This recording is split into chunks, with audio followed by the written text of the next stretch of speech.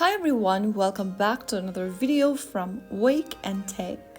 In this video, we will be learning how to delete Google Meet history using your mobile device. If you want to clean up your Google Meet application's call history to protect your privacy or content traceability, then first of all, open the Google Meet application on your device first and make sure that you're signed in with your Google account.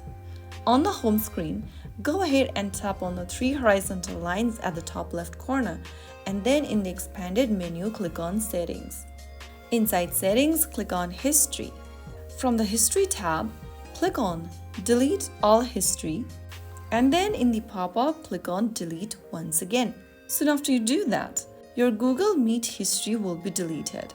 Deleting Google Meet history is a quick way to tidy up your account and reduce unnecessary digital traces. If you found the video helpful, don't forget to like, share and subscribe to the channel. I will be back again in the next episode. Thank you for watching.